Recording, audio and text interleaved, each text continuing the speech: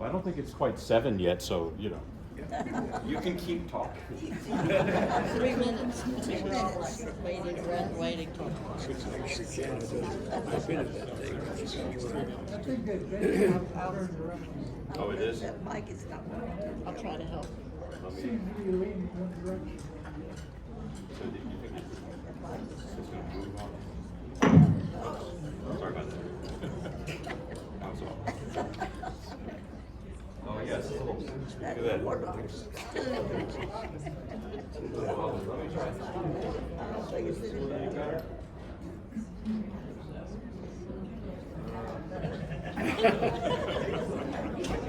You can crank it down. Yeah, that's, well, I want to crank it up, but that's, I like to sit up high. This is a more manageable wobbly than the other one.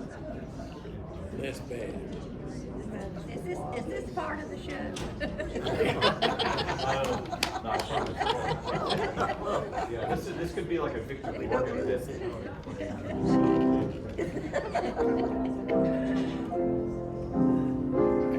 funny.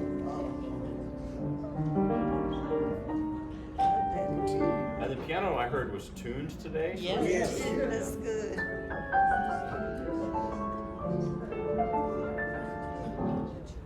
But it won't be when you get through.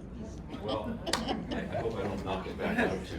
The weather right now is just the ideal, the opposite of the ideal for pianos and tuning right now. It's so dry and cold. Yeah. And then it was like summer last week, so. But anyway, good evening, for real this time. And it's great to be here. Last time we met was another year, it was 2025. So Happy New Year, although I think it's too late to keep saying that. I'm Robert Buxton, been here a lot, and I enjoy coming here a lot, but I also feel obligated to play lots of new things for you. So I have a mix of things that some things I've played for you in the past, but a lot I've just sort of thrown together recently. So we'll see what happens, but I want to start with an improvisation. And today's improvisation will be slightly different. Before I would ask you for things like, oh, give me a popular tune to improvise on or something, or a silly improvisation like Happy Birthday in the style of, I don't know, Messianos. Actually, that might be funny to do that. If there's time, I might do that. But I thought I'd start with just a free improvisation, just like play and see what happens, hear what happens rather. And my heart sank a little as I said that, but I really believe in improvisation because pianists, us classical pianists, we don't improvise so much today, but they did 200 years ago.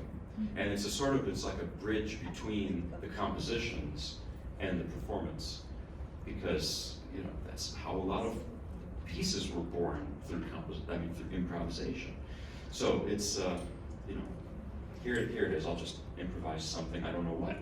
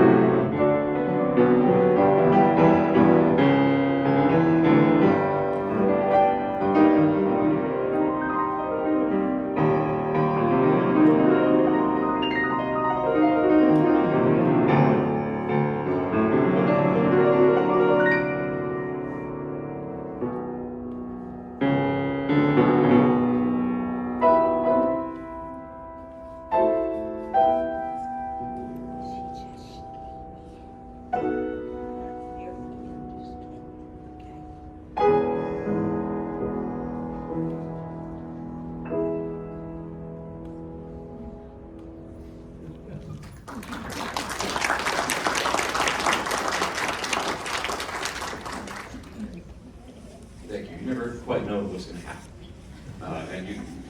No one knows what's going to happen, even playing a notated piece too sometimes. But I'm now going to play a piece I've done for you before, but it's worth playing again, I think. This is from Gluck's opera, Orfeo, or Orpheus and Eurydice. This is the melody from the Dance of the Blessed Spirits from that opera. Gluck lived in the mid-18th century and wrote a lot of operas in Vienna at this time. And so he was a major influence on Mozart. He was a big shot as Mozart was coming of age, and had especially a big influence on Mozart's opera writing. So Gluck, he takes this ancient Greek myth of Orpheus and Eurydice, which is about, of course, Eurydice dies, she goes to the underworld, and Orpheus follows after her to save her, brings his harp to play for the gods of the underworld. And finally, at Hades is charmed by Orpheus's music, and he says, okay, I'll let you take Eurydice to earth, but don't look back. That's the one condition. You may have heard that line before in the Old Testament, don't look back, Sodom and Gomorrah. So, unfortunately, at the last moment, Orpheus looks back when he's bringing her up to earth, and she goes away from him forever. It's a very tragic story. It's also a myth, or the myth that gave rise to opera. The first operas were based on this myth, or with this story. It's a musical myth because of Orpheus and the harp. But in the opera, the opera was written in the 1762, 63, the Age of Enlightenment. They didn't like such dark, depressing endings for things, so they changed the plot around, and Eurydice came back to Earth. In the very end, they have a big party, and everyone lives happily ever after. It's kind of nice.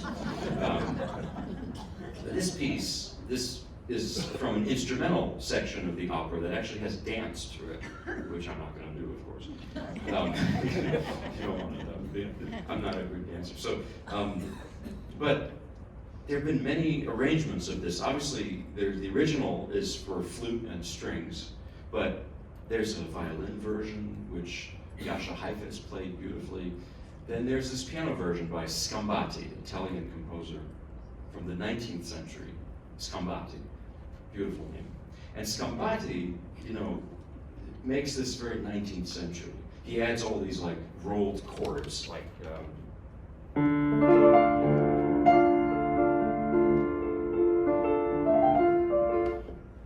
and that's, in that sense, it's sort of old-fashioned. And I like that about it. It's just, I love old-fashioned things. This is the kind of piece that would be more popular on a pianist's program 120 years ago. And Sergei Rachmaninoff played this a lot. And there's a recording of his playing this. It's mesmerizing. If you can hear it, please do. YouTube is a good source for that, but not always a good source for other things. But here is the Gluck, arranged by Scambati, melody from Orpheus.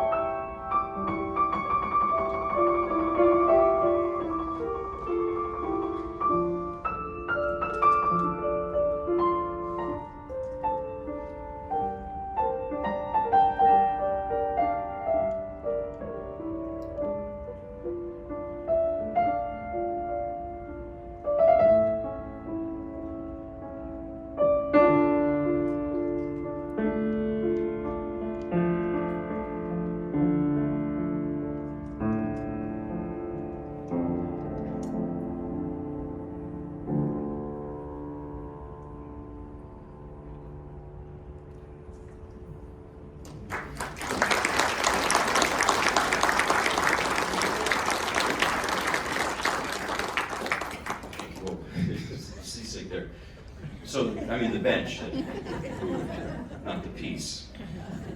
There's been something I've been thinking about a lot, and that is the idea of, comprehending or understanding, if that's even possible, classical music. Because a lot of people ask me things, they'll say, I like the music, but I feel like I don't really know enough, or I need more education.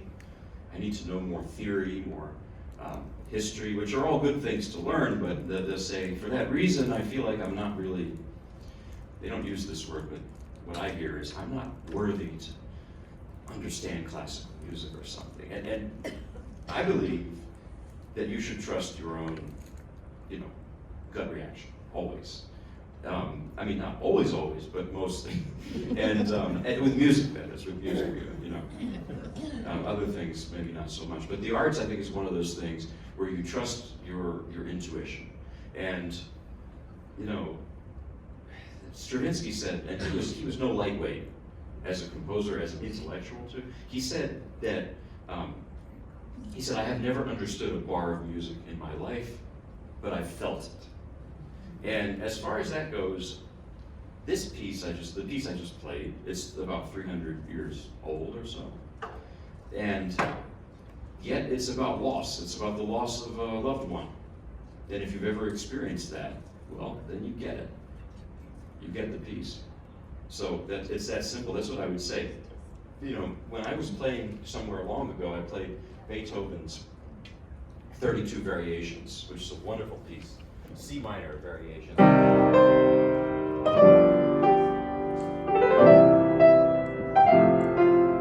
Etc. I want to play it again. I like it.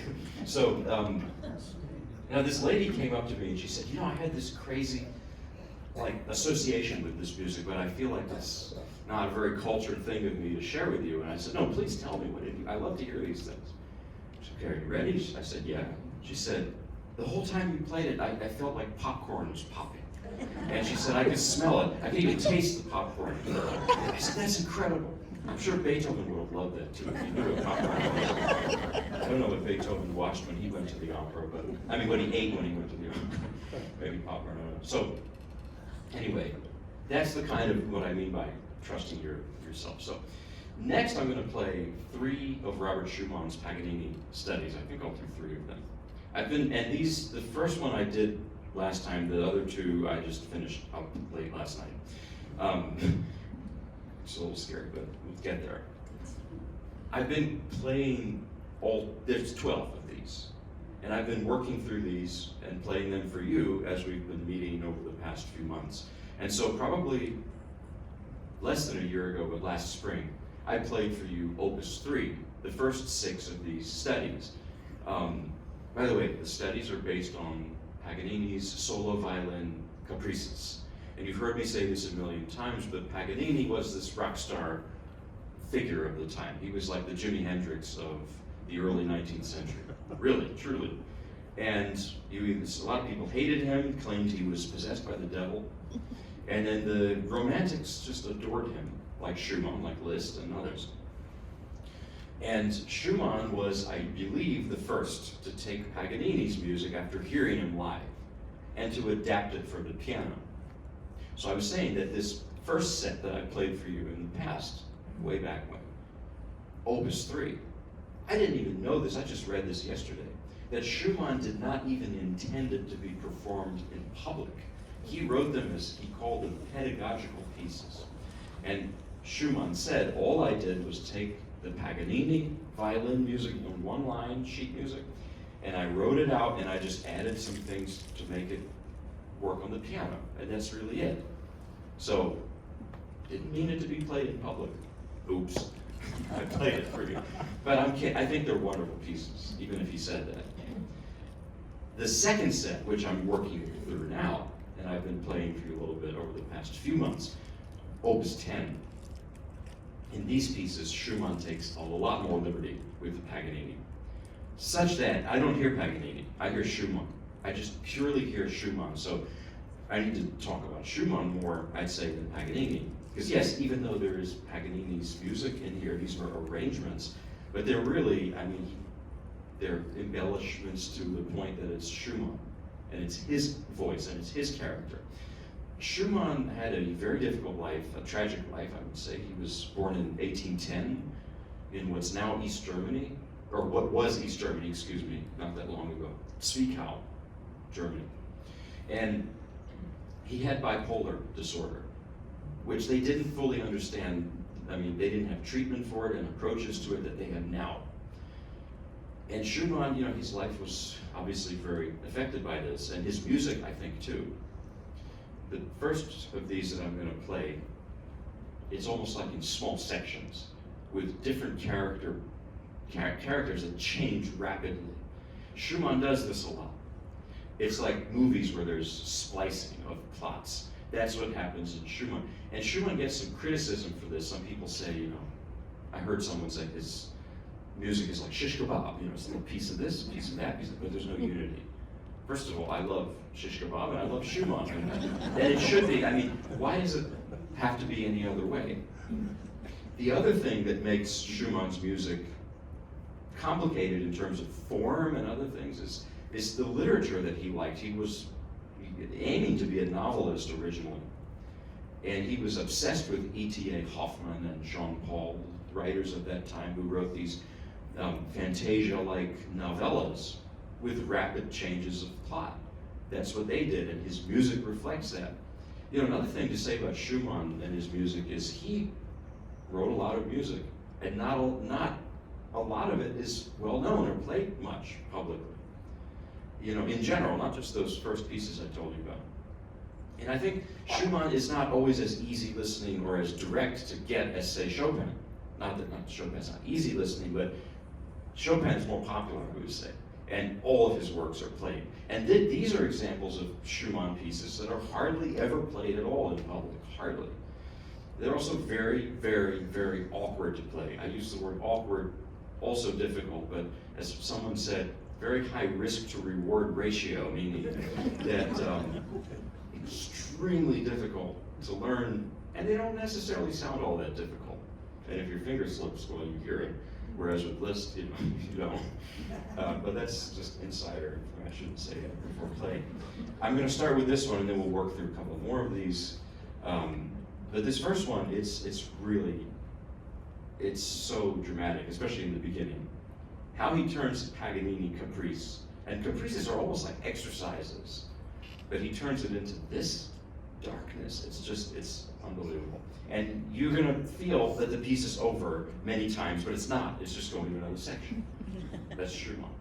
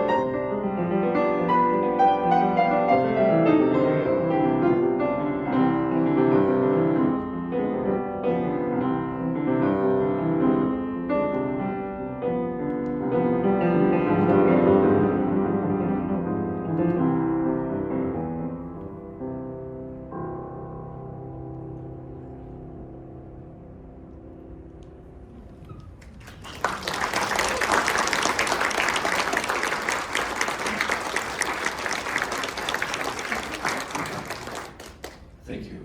Very heavy music. It's beautiful, but it's intense. Sometimes my wife tells me, I don't like when you play too much Schumann, it starts to rub off on you a little. You know? But there is this thing among musicians, and I don't like it, that people will say, well, you know, Schumann was crazy. And I don't think that that's fair. He had a condition. And if anything, Wagner was crazy. Schumann was actually a very good person. You know, he was a great husband and a great father. And not a lot of his, well, Wagner wasn't. And a lot of the great classical musicians were not in the past. But you know, Schumann was a pure soul. But he just had this condition. And I want to tell you, maybe I've told this before, I hope I don't repeat all the same stories, but this is a story that illustrates something about Schumann in a sort of a not very nice way. The pianist Walter Gieseking, born in France, in Lyon, but he was German. And actually he was kind of a Nazi sympathizer, collaborator during the war, so not a great person, by the way, also. But the story is this, that he was giving a public lesson masterclass in the 1950s. And there was a young boy playing Schumann, something by Schumann. And at the end of the piece, Gieseking said, okay, I want you to play it again. And this is in front of an audience, okay? Big audience. And he says, play it again, and whatever happens, don't stop. Whatever I say and do, don't stop.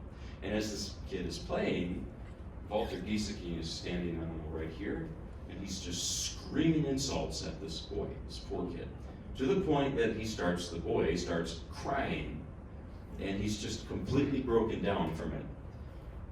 And then he's finished with the piece, sobbing, and Gieseking sits down and smiles, and he says, okay, now you're ready to understand Robert Schumann. Horrible way to get the point across. You know, you could have just explained it and not hurt the poor. But you know, the 50s, they had lead paint and no seatbelts, so things were a little different, I guess. Okay, now I'm going to try a couple more of these. These next two are just, ugh. Yeah, I'm telling you. Because actually the next two, especially this one, the whole thing is just straight 16 notes. There's no break, there's no breath. It's just the whole time. Like 2 minutes of that. And you know, I think of a few things. One is that some of the caprices Paganini wrote have this kind of technical, virtuosic challenge, almost like an exercise. And another thing is, sometimes Schumann will do this.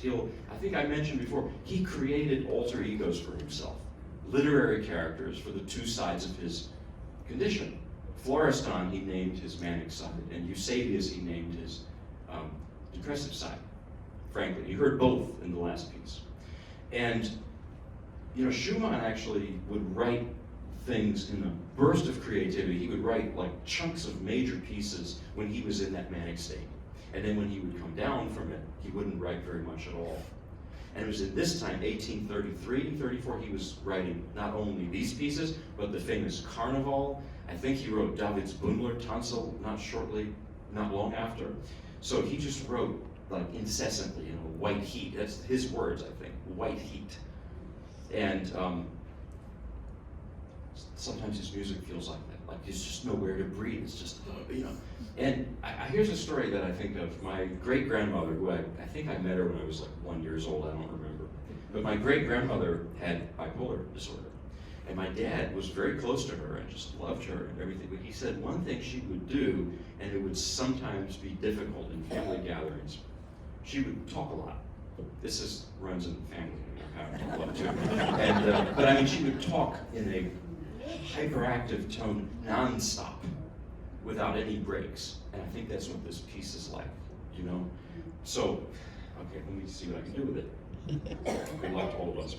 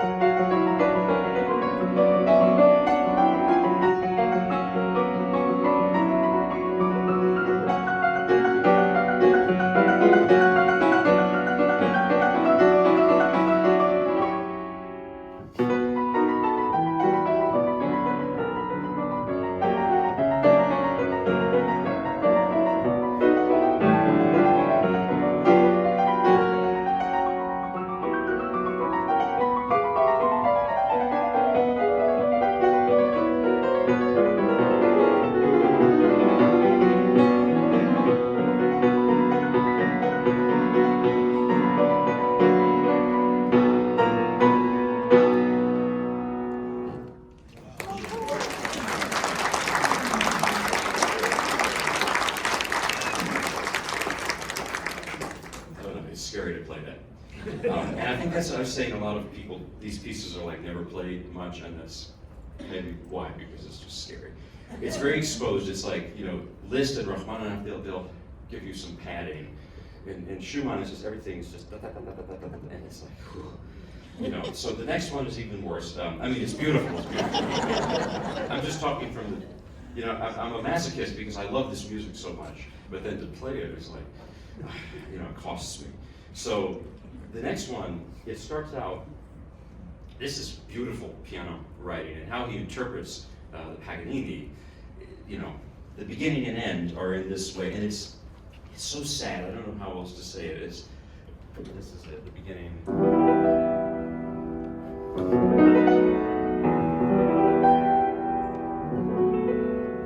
It's like a big sigh to me, you know, all of that. And then in the middle, it's like the last piece, you know, it's just.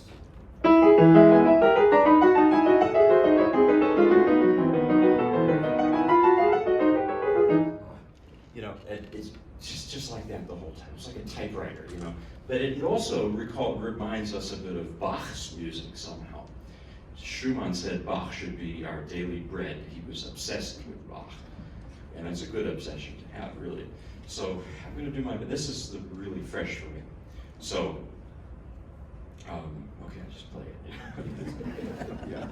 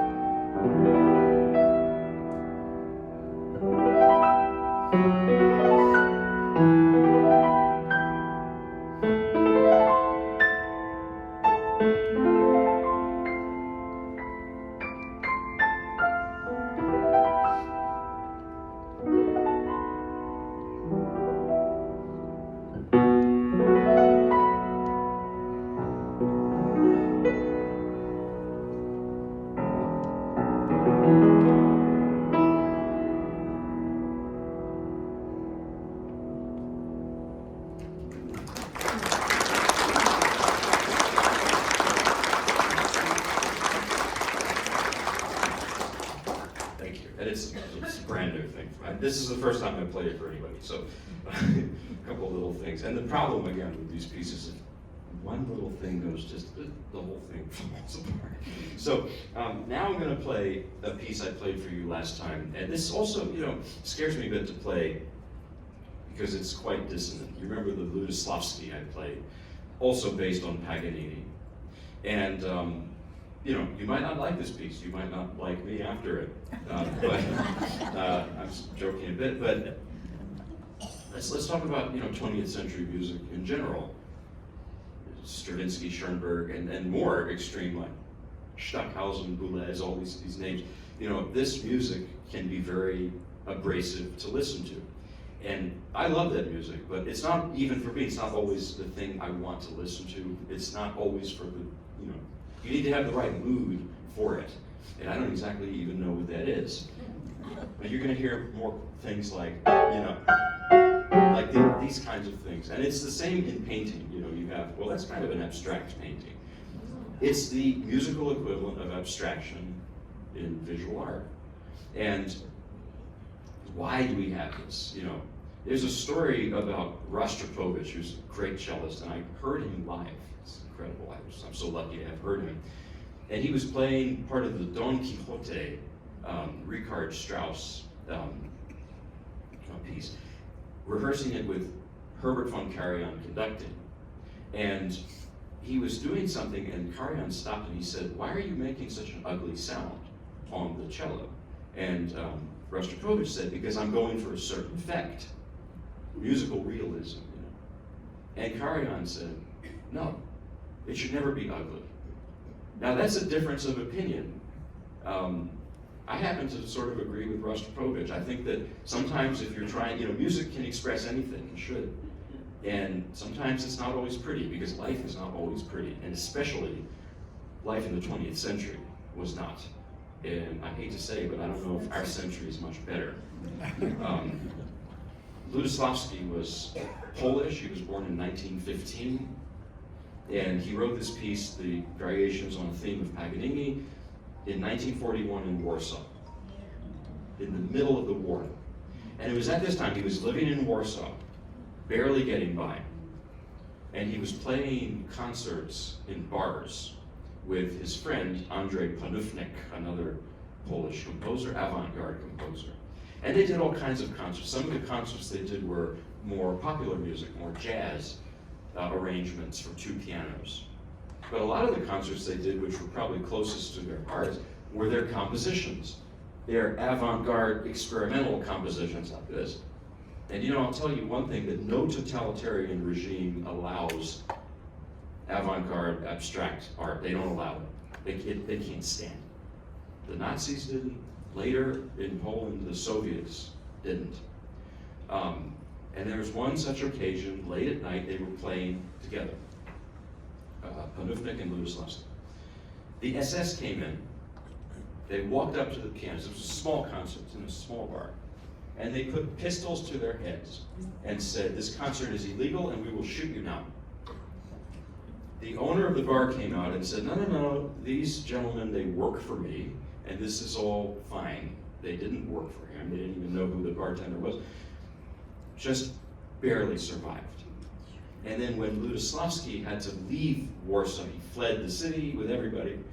At that time, the city was falling. He only managed to bring with him one thing, this piece, the sheet music. He lost everything else that he'd written before then. He brought this piece. So this piece, this is my own arrangement, which makes it even crazier to play. This is a piece for two pianos originally. And then in 1978, he turned it into a piano concerto for piano and orchestra. I tried to smush everything into one piano. Really crazy. So as I said, this music is just, it's heavy, and it's not really pretty. Actually, there's a couple pretty moments there. There's one here.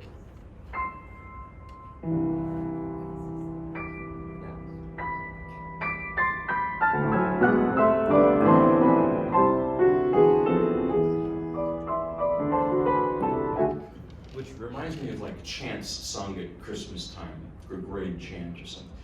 Ludoslavsky, turns out, was quite a devout Catholic, and I think it's fascinating to consider that. Then you hear these moments, but a lot of the piece is kind of drab, and it sounds like very gray and metallic, like marches almost. But that's the time he was living. Try to think of that context. Musical realism, you can call it. So do my best with it, and as I said, it's pretty, cantankerous, is that the word? It's very different from other things I've played here. So just warning you. I gave you the disclaimer.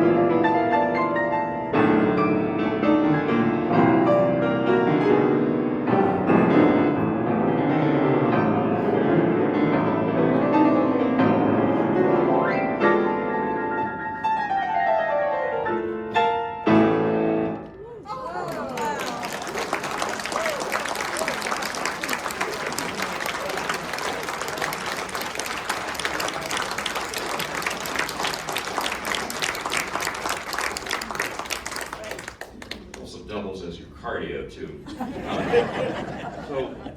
But I think the 20th century, well, I think, look, it's obviously the language is different, but it's great music. It has so much there. I don't know, it's just amazing. I love the piece very much. And now we're going to look at a different side of the 20th century. We're going to go back a little bit, because I'm not going in chronological order exactly. I wanted to do the Paganini things as one lump, and then here's another lump of, this is Debussy. And Debussy is one of my absolute favorite composers, and I think in some ways Debussy was the first modern composer. Because what he did was he would write music not based on the traditional rules of composition. He would just make beautiful sounds. That's pretty much, I mean, that's a simplification. He would just do these things like that. And create these beautiful effects. And this is an early work of his called Beau Soir. It's a song, Beautiful Evening. It's a beautiful evening today, except it's a little cold. So it's Beau Soir mais très froid. In my elementary French, I could say. So, and this is, because I don't sing in French, I'm playing this piano arrangement. And the arranger is Daniel Héricourt. Does that name ring a bell for anyone? Oh, yeah. Yes, Okay, yes. so I'll talk about him now then. I've talked about him before. I'm doing two pieces related to Daniel Héricourt. This is one of his arrangements. Daniel Héricourt was born in France in 1903, and he knew Debussy well. He knew Ravel. He knew everyone. He himself is a great composer of this time and this era. Sometime in the late 20s, he came to America. He taught at Indiana for a while, several other places. Ended up teaching at UNC Greensboro. And he lived in Greensboro for many years.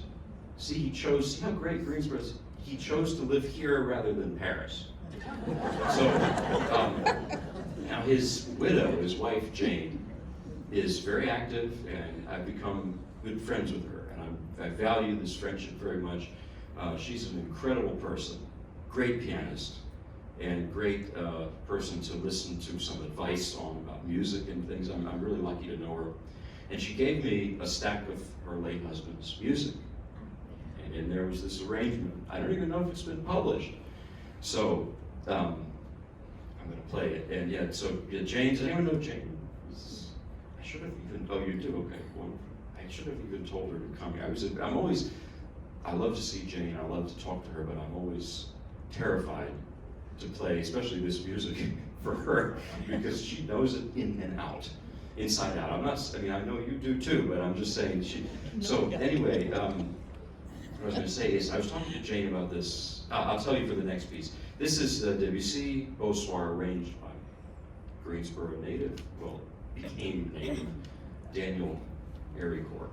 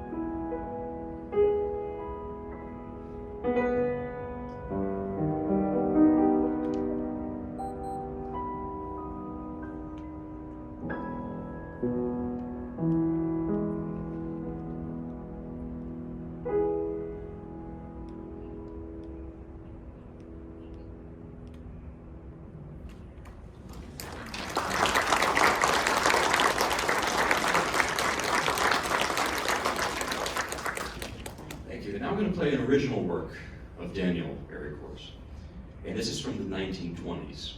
So how did we get from Debussy writing that to Ludoslavsky? There was a process, and it was historical events, I believe. Music, classical music changed so much after the First World War. Debussy died in 1918, but his last works, the piano etudes, are completely different from that. They're even not quite as dissonant as Ludoslavsky, but they're more dry, they're more terse, almost like Hemingway's writing. You know, it changed. World War I changed things. And I was thinking about the First World War in the context of this piece when I was learning it. This piece is called Pièce en forme de rag, piece in the style of a ragtime, which is wonderful. It's sort of a ragtime, but it's got some weird chords. Maybe that phone ding too. Yeah. So I look at it as like a cubist Charlie Chaplin or something. That's how I imagine it. But so it has a great sense of humor. And I think humor can be a coping mechanism for traumatic events like the First World War. So I was asking Jane about this. I said, was Daniel funny? She said, oh, he was hilarious. He was so funny. I said, I could hear it in the music. You know, you could kind of know a person who's no longer physically here. Their music is here. You could sense the person. Another thing she told me, which just my jaw dropped to the floor, was I was thinking about this music in World War I in the 20s, and she said, Daniel was in the French army in World War I. I said, what?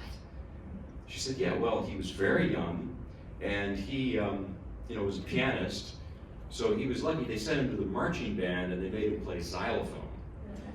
It reminds me of that Woody Allen movie, Take the Money and Run, where he plays cello in a marching band. Anyway, so, but I thought about this. Even though he was just playing xylophone in the band, it must have had an effect on him. In France, 1/3 of the male population died in the First World War. So when we talk about the Roaring '20s and the Americans in Paris, like Gershwin and Hemingway, Fitzgerald, all these people in the '20s, what they were actually coming to was a city that had a country that had gone through great trauma.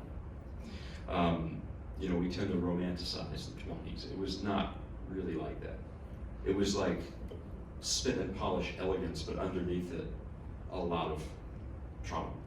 And I think that's a lot of the 20th century. So this piece, you're going to hear, it's not quite as extreme as the Ludoslavsky, but it's like pushing it a little bit. But it's got a great sense of humor, as I mentioned. And it is, at the end of the day, ragtime, which was popular music at that time, and still is, I think, it should be. Here it is, Pièce en forme de rag by Daniel Ericourt.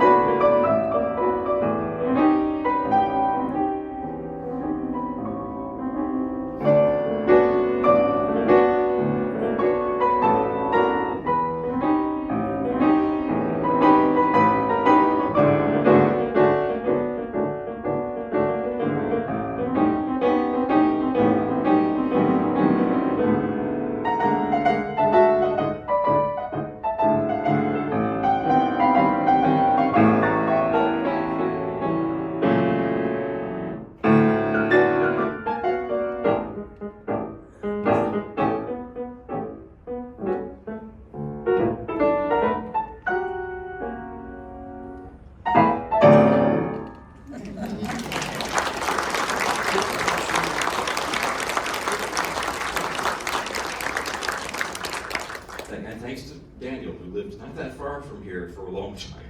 It was funny how I found out. I was playing another arrangement of Daniel Ericourt's at a community in Greensboro, at Whitestone, and And I played it, and I hadn't bothered to read. I just learned the piece, and I read a bit about Daniel, and I just say he was a French composer and pianist. And I played it, and this lady comes up to me and she said, Daniel Ericourt was my neighbor here in Greensboro for 30 years. I said, what? So the moral of the story is always do your research. So I'm now going to play, we're getting to the end, just a couple more short things. One more classical piece. Well, I don't know what do you call it? This is a piece I wrote. And it's sort of been a New Year's resolution to play some of my own compositions. This is called Atlantic Beach because I wrote it there. I love Atlantic Beach, and I didn't know what else to call it. So I called it that. And I really don't know what else to call it. This was 2 years ago. We went with my family on a trip there. And we've been going ever since, every winter around the New Year. And, you know, I have this foldable keyboard. It sounds horrible, so I'll start practicing on it. And then I'll turn the sound off after 5 minutes, just practice without sound because sound is atrocious. But anyway, my kids were taking a nap, and I was in the main room of this rental we got practicing, and I was looking out. It was extremely cold like now and windy, and the sun was setting, and I saw that cold ocean and the sun's reflection, and it was so dramatic and so beautiful and peaceful and a little bit menacing too.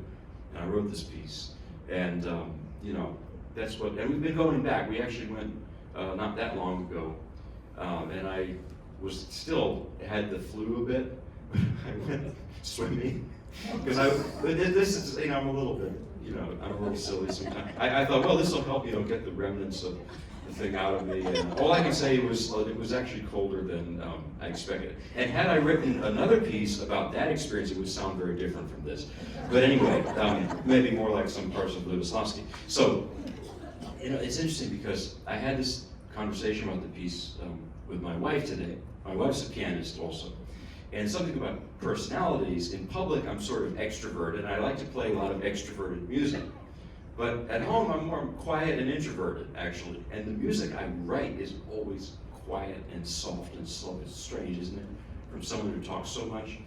And my wife's the opposite. In public she's like very quiet, but at home she says, oh, you know, she's just very emotional. And we were having lunch today, and she says, you know, I listened to that piece you wrote. And I said, okay. She said, it's so depressing. I said, what? And she said, I can't believe it. We went on this wonderful trip. I thought you were happy there. And I said, I wasn't upset when I wrote it. I was happy. And she said, what? It's so dark. It sounds like you were miserable there. I can't believe it. So anyway, we had this conversation about interpretation and the intentional fallacy theory in literature, which it says that once an author writes something, they don't own it anymore, and they can't say what they meant by it. You know, you're free to interpret it how you feel. But I'll be completely honest. I wasn't feeling sad when I wrote it at all, and I don't think it's a sad piece. But you tell me. But I told her, you're right, because that's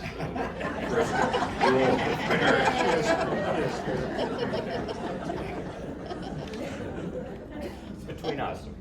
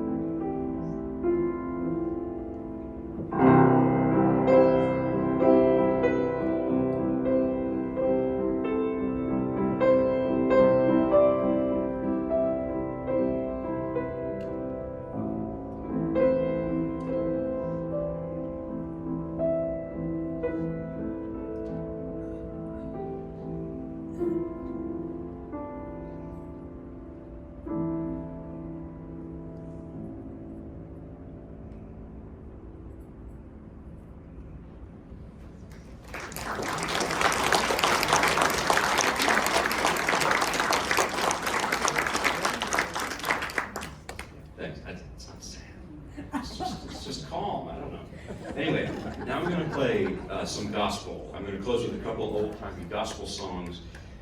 This is what, I told you, I like repeating this, that I'm half Russian immigrant from my mother, and my dad's an immigrant too, but he's from Virginia. So he raised me on this music. And this is one of my favorite gospel songs called Life is Like a Mountain Railroad.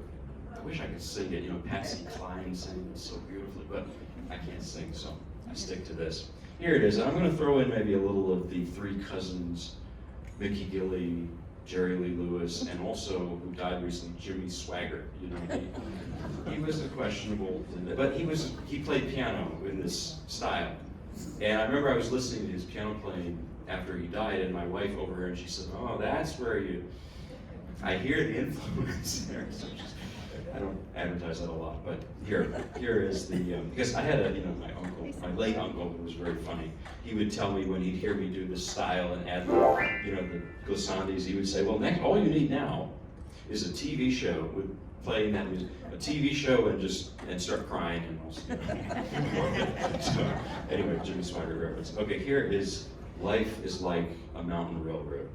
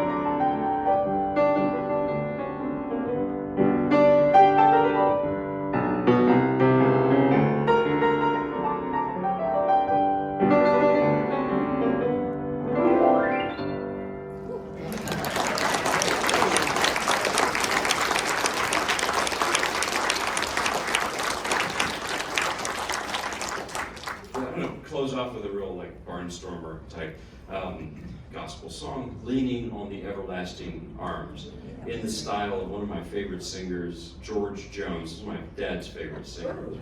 George Jones, as Charlie Daniels and his eulogy said, George Jones could make a 7-syllable word out of the word church.